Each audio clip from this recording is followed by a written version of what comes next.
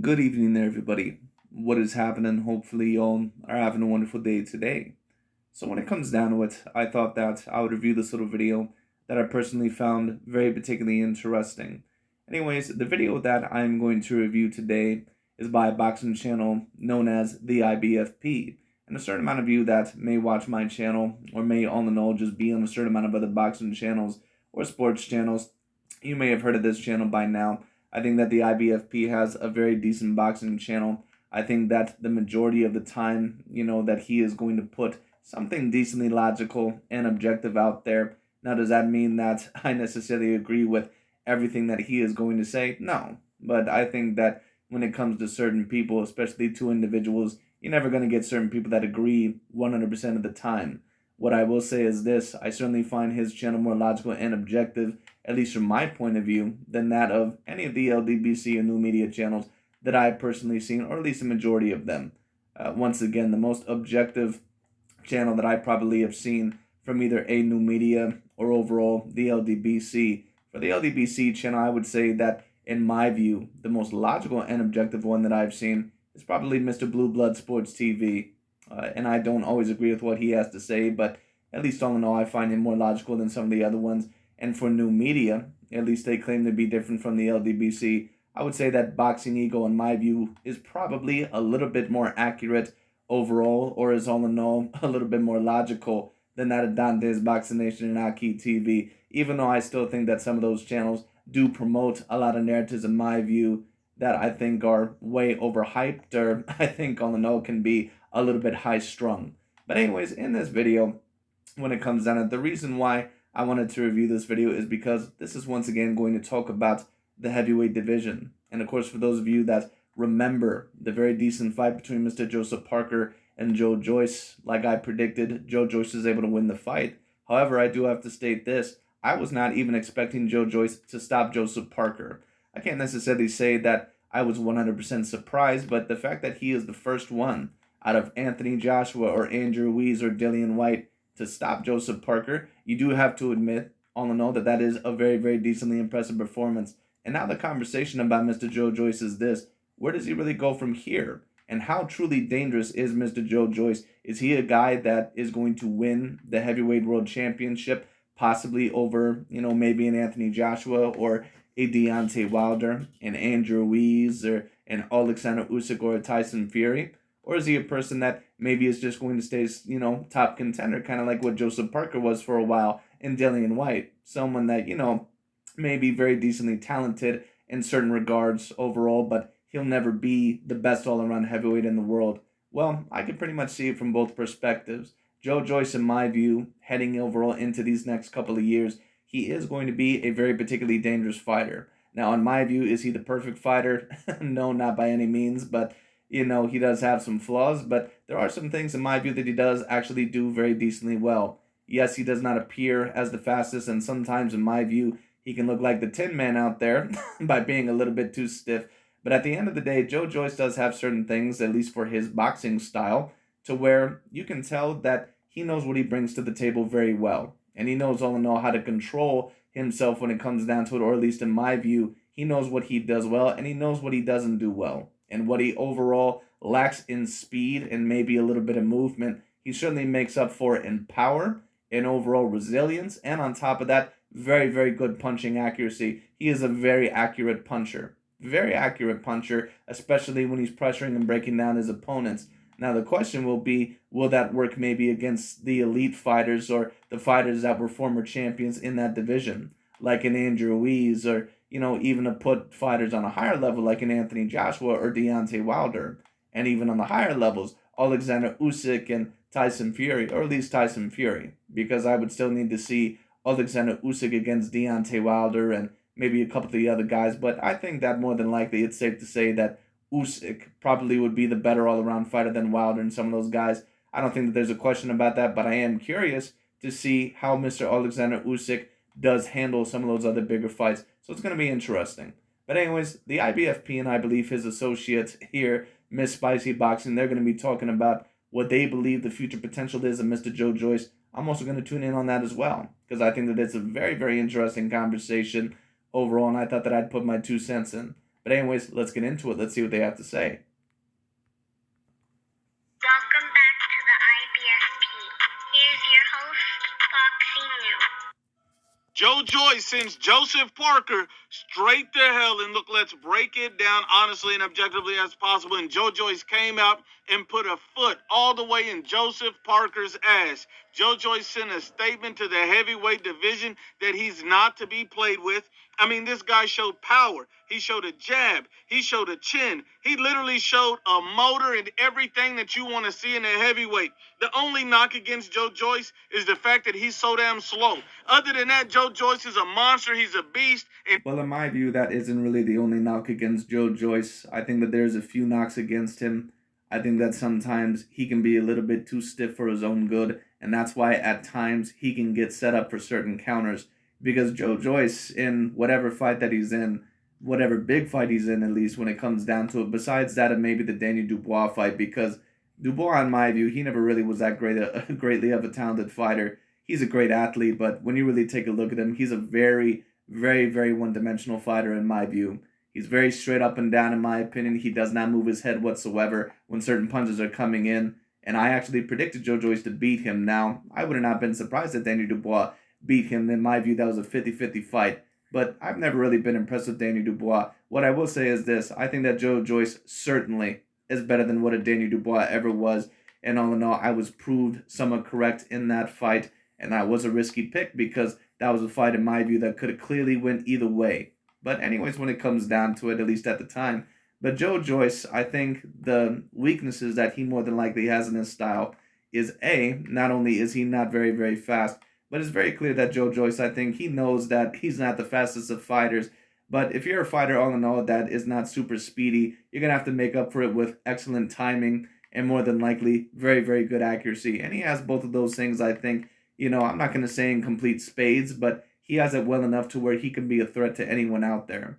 But the main knocks, in my view, against him are not only his lack of speed, but also that he needs to have better head movement because that is going to get him caught with certain counters. Not only did I see it in the Joseph Parker fight, I also seen it in the Carlos Takam fight. I also seen it, I believe, even a little bit against Christian Hammer and Daniel Dubois. So he is going to have to be very careful. Yes, he was able to knock out Joseph Parker, but as I've always stated about Mr. Joseph Parker, I don't think that he ever was an elite fighter. Never thought that he was. The fighters that is questionable about whether Joe Joyce can beat them, because in my view, he probably would beat the fighters like a Luis Ortiz and a Joseph Parker. I don't think that there's much question about that in my view, because I consider those fighters somewhat on the same level. The question is about Joe Joyce is, would he beat the Deontay Wilders or the Anthony Joshuas? Or all in all, maybe the Andrew Ruizes, if you wanted to put him near that level. Is he going to beat those fighters? And he might be able to beat an Andrew Ruiz somewhat decisively, even though Andrew Ruiz, I think, is a very decently skilled fighter. But at times, Andrew Ruiz, in my view, could throw a little bit more than what he does. I thought that cost him not only in the Anthony Joshua and Joseph Parker fights, but I thought that also happened in the Luis Ortiz fight, to where he probably could have threw and been a little bit more offensive. And then when you talk about, maybe some of the other fighters, or, just to talk about another factor about Andrew Ruiz, I believe he's only, I think he's only about 6'2" when it comes down to maybe a bit taller. I can't remember. And yes, he weighs a whole lot, but I don't believe his arm reach is that great when it comes down to it. So that's going to be very particularly interesting to see if that fight happens. But the real question, in my view, is can Joe Joyce beat that of an Anthony Joshua and Deontay Wilder? Those would truly be the next steps. He's a problem for anyone in the heavyweight division. I mean, this is a Joseph Parker who's never been stopped. He's fought Dillian White. He's fought Anthony Joshua. I agree, and what I'll say is this. Now, some people believe that maybe this made Joseph Parker a little bit more vulnerable, maybe if you have this opinion, because Joseph Parker, in my view, was going through a little bit of a revival. He had Andy Lee, I believe, in his corner, who seems to be a decent trainer when it comes down to it, and on top of that, Andy Lee, I believe, he made Joseph Parker look really, really good in his last fight against Derek Chisora. That might have been one of the best performances I've seen in Joseph Parker's career, especially with Derek Chisora having a very, very tough fight against Joseph Parker in the first fight, I believe. I mean that, I believe that fight was even won by split decision from Joseph Parker. So the fact that Joe Joyce was able to come in here, probably through Joseph Parker's revival, to where Joseph Parker maybe had more confidence, or maybe one could argue that he was more unsure about himself. Depending on your perspective, we don't really know because we're not in Joseph Parker's mind. But at the end of the day, Joe Joyce has been the only one to stop Joseph Parker. And Joseph Parker has been in some wars, and that's not me stating that he's a war down fighter because I don't think that he is. I think that he was in the midst of a revival, kind of like Miguel Cotto when he was beating Sergio Martinez, and then eventually he would later on become, a challenger against Canelo Alvarez, or face Canelo, excuse me, where Canelo Alvarez would win that fight, I believe, by unanimous decision. But when it comes down to it, very impressive performance by Joe Joyce. Andy Ruiz, he's fought a lot of different styles and he's never been stopped before. He's always been known as having a granite chin, and Joe Joyce literally broke that. Well, Joseph Parker, in my view, doesn't really have a granite chin. I think that he has a good chin, but I don't think that he has a granite chin. Well, Joseph Parker, in my view, what he has is a lot of heart and he has a lot of tenacity. He has a lot of gall. That's what he has. But that just can't win you a fight. Unfortunately for Mr. Joseph Parker, he has no defense whatsoever. And on top of that, he does not have very high boxing IQ. Just is what it is. Chin in half. I mean, this man sent an enormous statement to the heavyweight division. A lot of people believe the extra weight that Joseph Parker put on was really bad for this fight because he was spending too much time slugging it out. I actually personally did not even know that Joseph Parker put on extra weight for this fight, but that would explain a lot of the stamina issues that Joseph Parker ended up having for this fight. Now, do I think that it would have changed the outcome? Not really. Maybe if you wanted to argue, had Joseph Parker not put on that extra weight, maybe he could have survived. But I don't know if it would have been any different. Joseph Parker, and I've always told people about Joseph Parker, in my view, he does have a little bit of difficulty if you put consistent pressure on him.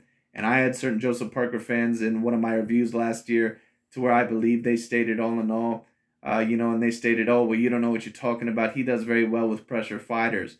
And I said, well, and this would basically be my response to that. There's a difference between a fighter that is going to put pressure on you, like maybe what an Andrew Ruiz does, who plods forward and at times can have his feet planted into the ground like concrete when it comes down to it. And there's a difference between the type of pressure that he puts on you and a very, very intelligent, all-around great fighter is able to put on you. Or a fighter that not only is a great pressure fighter, but is a great athlete. Like someone like that of a Deontay Wilder or someone like a Joe Joyce. Joe Joyce is not only a very excellent pressure fighter, it's very obvious he has A-grade devastating power. We've seen it against Danny Dubois. We've seen it against Joseph Parker. We've seen it against Carlos Takam. We've seen it in a few other fights as well. In fact, I believe that Joe Joyce is, I believe that he has almost like a 95% knockout ratio. I think that there's only been one fight in his career where he hasn't gotten a knockout. So Joe Joyce obviously is a very gifted athlete. Joe Joyce, that was a weird game plan. I don't know why you would do that against a guy who's big and strong as Joe Joyce. That makes zero sense. Well, in my view, actually, what Mr. Joseph Parker had to do against Joe Joyce is that he had to get his respect a little bit early on. Because if Joseph Parker was just going to back up the whole entire time against Joe Joyce, that's not going to work. You can't beat those type of fighters like that because it just gives them more confidence. Now, maybe if you're someone like a Tyson Fury, or maybe if you're someone overall on that level, then maybe it can work. But Joseph Parker has never been on that level, not even close. Joseph Parker is a guy that he does not work the angles very well. He's not an A-grade counter puncher. He's also a fighter that has very, very little defense. He does not usually keep his hands up. So that was just a recipe for disaster. It just is what it is. I mean, you hear a lot of people talking about... Even when you take a look at all-time great fighters, when they fought fighters that were pressure fighters, sometimes they're forced to have to go forward. Even if you take a look at Sugar Ray Leonard when he fought Marvin Hagler. Now, of course, the majority of the time he was on the back foot in that fight. But there were certain times to where he knew he had to exchange with Marvin Hagler to kind of get him off of him. And there's a lot of people that, like to say that, they believe Marvin Hagler got robbed in that fight. I've watched that fight about on three separate occasions. I have no idea how the hell people ever think Marvin Hagler got robbed in that fight. Sugar Ray Leonard was able to outland Marvin Hagler to the head about 3-1 in that fight. It just is what it is. Now, Marvin was able to get decent body shots and he landed here and there, but it wasn't enough. But if we're also going to talk about other fights, Sergey Kovalev and Andre Ward. Now, Sergey is a fighter that can fight going backwards and fight going forwards, but Andre knew in order to get Sergey Kovalev's respect in the rematch, he was going to have to go forward here and there. And Canelo did it with Gennady Golovkin in the rematch, and Tyson Fury did it with Deontay Wilder in their matches. So that's just what needs to happen here and there. You can't always fight a fighter by being on the back foot the whole entire time because, not only does that conserve the pressure fighter's stamina sometimes when it comes down to it, but that gives them more confidence.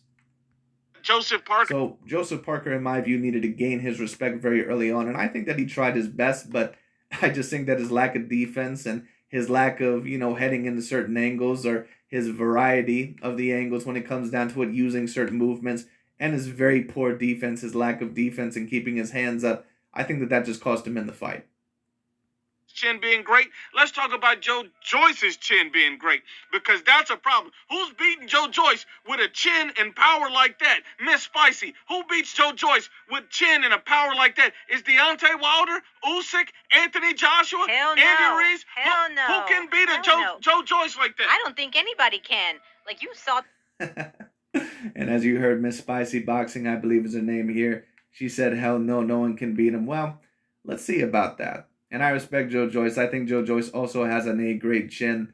But the heavyweight division overall, people overall have a saying is that in the heavyweight division, a fight can just be ended with one punch. Now, really, in almost any division, usually a fight can be ended with one punch. Unless you're Paulie Tissue Hands, Miles Nagy. But at the end of the day, when it comes down to it, most fighters are like that. But anyways, when it comes down to it, the heavyweight division has a great amount of very talented punchers.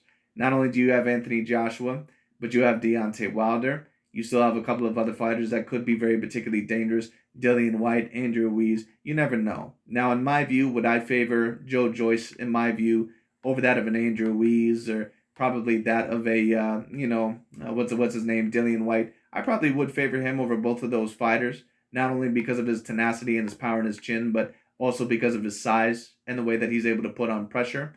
But the fights that I would really like to see is against Anthony Joshua and Deontay Wilder. Anthony Joshua, unfortunately, he might be mentally broken as a fighter pretty much after those two Alexander Usyk defeats. But the fight that I would really love to see is Deontay Wilder. The fight today, that was incredible. It's one of the best fights that I've seen all year. And yes, absolutely, Joe Parker came in there with the wrong game plan. You put on that weight, but for what? It didn't do anything. And Well, I think that Joseph Parker tried his best. I think that he did some of the things that I said that he would need to do. But I think Joseph Parker realized his limitations in this fight. Joseph Parker getting beat by Joe Joyce. This was just an example of a fighter that, in my opinion, was just better and a better all-around athlete when it came down to it. Not only was he a better athlete, but he was a better fighter. And Joseph Parker just got outdid. I don't think that there really is much different that Joseph Parker could have done in the fight, at least for his skill set. Now, of course, if I wanted to, nitpick, I could say, oh, well, I think he could have kept his hands up a lot more. I think he could have worked the angles. But there's just certain fighters that are not going to be able to do that. I remember when Adrian Broner lost to Marcos Maidana, and, this was before he lost to Sean Porter in the second loss of his career. And there were still so many Adrian Broner fans that were saying, oh, well, if only Adrian Broner would do this, and if he would do this, and oh, Adrian Broner has to do that. Well, that's easy to say. But at the end of the day, they have to perform it in the ring. And if they can't perform it in the ring, even if they have a certain person telling them what to do, it don't really matter. There's just certain fighters that can perform that very well in the ring, and there's certain fighters that can't. Joseph Parker is one of those fighters that can't. Just kept coming, and by just keep coming, that's Joe Joyce. He was not letting go, and it's like every round. Very similar overall, at least to the recent commentary that I disposed. Very similar to the Deontay Wilder Tyson Fury situation. When I was giving my fight prediction on that fight, I stated that I thought that Tyson Fury was going to win that fight by knockout once again. And when you heard all the channels that were rooting for Deontay Wilder, and you can root for whoever you want, whoever you want to, but I could tell that Dante's Boxing Nation and Ego, the main reason why they were going with Wilder was because they were emotionally going with Deontay Wilder. Because a lot of the points were all hypotheticals. Oh, well, if Deontay Wilder does this, if he does this, if he does this, right, but he's never done that before. You can't tell all in all someone, to do something all of a sudden, usually within this certain fight that, it's just not usually in their nature. It's kind of like, in the movie Finding Nemo when it comes down to it. That one shark, Bruce. You can tell a shark when it comes down to it not to eat fish and not to be a predator, but that's what they are by nature. Sometimes, especially after being trained for a certain while and getting adjusted to things, that's just going to be their max capacity. Joseph Parker is never going to be one of the top 5 guys in the heavyweight division ever again. Never. In my view, I'm not really ever sure if he was, but it just is what it is. Round after round, he was actually stronger and more stronger than ever until the very end. Because at the end, I'm like, well, he's not going to knock him out. And then 11th round comes around, and what do you know? He's a very determined fighter. He's relentless. He's aggressive. And here's the interesting thing: Joe Joyce has literally been improving. I mean, this guy broke Daniel Dubois' face. He broke down Joseph Parker and sent him to hell. I mean, the guy is a monster, a beast. How do you see him against Deontay Wilder? What do you see with Joe Joyce and Deontay Wilder? I don't think that right hand's going to be a problem whatsoever. I think he's going to continue. Well, for those of you that did not hear Miss Spicy here, she basically said that she does not think that Deontay Wilder's right hand is going to be a problem. I would have to see that. Now, that's not me stating that maybe there's not a possibility of that, but Deontay Wilder's right hand is, it's almost a completely different level of power. I mean, at least during my time, I don't think I've ever seen someone overall have that type of power in their right hand that I personally ever seen. Now, of course, I did not grow up watching Mike Tyson or George Foreman or, Ernie Shavers or any of those guys or Joe Louis, so I don't know, or Rocky Marciano or any one of the great, heavyweight punchers on the know of the past times, but Deontay Wilder has some extraordinary power. Now, of course, he is coming off of multiple losses against Tyson Fury, simultaneous losses over Tyson Fury, or excuse me, not simultaneous, but overall back-to-back losses against Tyson Fury. So could that maybe, be a mental and physical edge for Joe Joyce? It certainly could be. What I'll state is this: if Deontay Wilder looks good in the Robert Elenius fight, and if he's able to stop him, like I somewhat predict, then that would be a 50-50 fight, in my opinion. Coming, and really it's going to be at what round does Deontay Wilder go down? I think that's a very interesting fight because if Wilder can... I could see either or of those fighters really going down in that fight. Joe Joyce does have a great chin, but in my opinion, sometimes he's a little bit too hittable for his own good. But the question would be, is that could Deontay Wilder get past Joe Joyce's defense? And I don't know, could he find the right hand the same way like he could before? Because more than likely, if Deontay Wilder is going to be a shred of the same fighter, I probably would bet on him to win, but I wouldn't be shocked if Joe Joyce was able to beat him or knock Deontay Wilder out. If I think that Deontay Wilder is having a hell of a time with Robert Elenius, and let's say he doesn't even get the stoppage, I would favor Joe Joyce against Deontay Wilder 60-40, maybe even 70-30. But if Deontay Wilder looks really good, maybe even just good in his next fight against Robert Elenius, I think that fight is 50-50. Knock out Joe Joyce, he's getting sent straight to hell. Sure is. What about, a potential Anthony Joshua Joe Joyce fight? No. I do not want to see that. I think, and again, it's because I'm an AJ fan. I don't want to see that. I don't think AJ's ready for that. If, it's not it. I don't know if Anthony Joshua's ready for that either. And some people may say, well, how could you say that about Anthony Joshua? He's a professional fighter. Just because he took a couple of losses doesn't mean that he's done. Yeah, but Anthony Joshua was basically, and some people may not understand this. Anthony Joshua losing is almost very similar to kind of like when Ronda Rousey lost to the UFC. Or, when she lost in the UFC.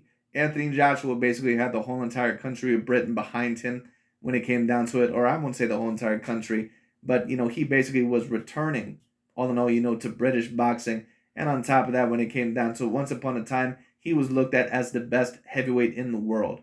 And when I just take a look at Anthony Joshua, I just don't know, all in all, if he can really handle these 2 defeats very, very well. And I think that mental breakdown that he had after the Alexander Usyk rematch, I think that somewhat proved it. Now, I hope that I'm wrong. I'm hoping that Anthony Joshua can somewhat come back.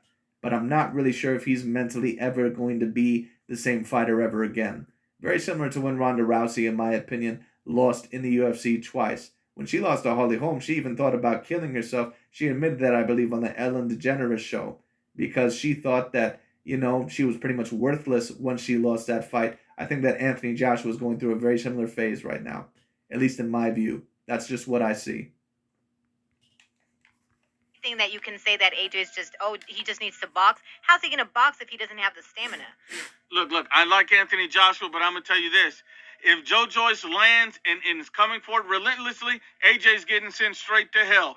I think Usyk and Fury are huge challenges for Joe Joyce simply because these guys have a lot of defense, they have a lot of movement, and these guys have the ability to adapt and adjust in a lot of different ways. When you look at Oslander Usyk, he fought, Joe Joyce before they became professional fighters in the 2013 World Series of Boxing, I believe it was. And so when they fought, even Usyk at that time said this was one of his toughest opponents, although he did beat Joe Joyce back then. None of that matters because they're not the same fighters they are today. Joe Joyce. I agree, and thank you for saying that, because there's so many bullshit channels. There's so many people that all in all try to bring up the amateurs, or they'll cherry pick certain things when it matters to them. Like they'll bring up all in all, that Lomachenko, that he ended up losing to Orlando Salido, and he never rematched him, and all sort of bullshit. And listen, I get it to a degree, but I believe it was Orlando Salido who ended up turning down the rematch, at least at first, because of a money problem. And then later on, Lomachenko said, I really don't need to rematch him because I'm already beating people that are higher ranked than him anyway. So that's what ended up happening there. And then on top of that, I reviewed a recent Boxing Eagle video, and he mentioned how Robson Conceição, because he wanted to make Shakur Stevenson look good. And he was very good in the Robson Conceição fight. But he mentioned how Robson Conceição beat Lomachenko in the amateurs. Well, A, according to you, the amateurs shouldn't matter, which I would somewhat agree with. And B, that really was not a fight that was scored correctly. So it just is what it is. But a lot of people will cherry pick when the amateurs do or do not matter. So it just is what it is. But Alexander Usyk and Joe Joyce, they're both, I believe they're both Olympic gold medalists, at least from what I know. Maybe I'm wrong about Joe Joyce. I'd have to look up on that one. But last time I remember, I believe that he's a gold medalist. That'd be a very interesting fight. Much bigger, much more experienced. The guy was small. He had only been boxing a couple of years. So I take nothing away from that fight to include in any potential fight you see that Joe Joyce. I agree, because over a series of years, more than likely that fighter is going to be a different fighter. We have to know when a fighter is a different fighter and when they're the same old fighter. Adrian Broner, overall for the past several years, you can tell that he hasn't changed at all as a fighter because he pretty much has lost every single one of his big fights. But when you have a fighter like a Vasily Lomachenko or a Jamal Charlo, that can lose certain fights, but then they're winning bigger fights as time goes along, you can tell that that fighter has improved. Canelo is another example. But depending on whatever channel that you may watch, they'll state all in all that this fighter has not improved all in all within a certain amount of years, and it's just ridiculous. You can tell clearly when a fighter has improved overall from his old form to where he hasn't. Even Tyson Fury, who's an undefeated fighter, he's improved as a fighter. Anyway. Team are calling out Usyk. They say they're the mandatory. They want to activate that, and they want that fight as soon as possible. How do you see that fight happening? Usyk, Joe Joyce in the heavyweight division. Well, I mean, here's the thing, and here's how, people can say, I definitely agree, Joe Joyce is slow, right? Before Miss Spicy Boxing overall continues talking, I think that is a true 50-50 fight. The question would be, is if Alexander Usyk would be able to handle the size and the power of Mr. Joe Joyce. Now, some people would say, well, what are you talking about? He was able to handle Anthony Joshua very well, right? But Anthony Joshua also does not have the chin overall of that of a Joe Joyce, and he probably doesn't have the confidence. To be honest, Alexander Usyk, I believe, is the perfect style to beat someone like an Anthony Joshua because he's very swift, and Anthony Joshua is not one of the heavyweights that has an elite chin. Joe Joyce has a great chin, and on top of that, he's going to be pressuring you the whole entire time. But Alexander Usyk's speed and overall his, very, very great all-around variability and his great all-around ability might be just enough to outpoint Joe Joyce. I saw that from the Danny Dubois fight, and I'm just like, I don't know about him, but this fight absolutely has just changed my mind. But yes, he's slow, and the other person can see his punches coming a mile away. But make no mistake, that's not a deterrence at all. Like, he's gonna continue coming, and everybody slows down. So Usyk can slow down, and when he slows down, one of those shots can send him straight to hell as well. So you think he can be? Well, Joe Joyce, in my view, even though he does have very, very good power, Joe Joyce is not a guy like Deontay Wilder, in my view, that usually is going to be able to knock you out with one shot. Now, he does have a great power, but in my view, it's not Deontay Wilder or George Foreman power to where usually he's going to land one solid punch and it's just going to put your lights out. Joe Joyce is an accumulative power puncher, almost kind of like Vasily Lomachenko, to where they clearly have a great power, but they can knock you out with one punch, but it's usually because they're gonna bat you all around the ring pretty much for 12 consecutive rounds. Anyway, Or you think it's a close fight? I think it would be a close fight, but I think it would be a close fight. I probably would bet on Alexander Usyk to win by decision, but I wouldn't be surprised at all if Joe Joyce won.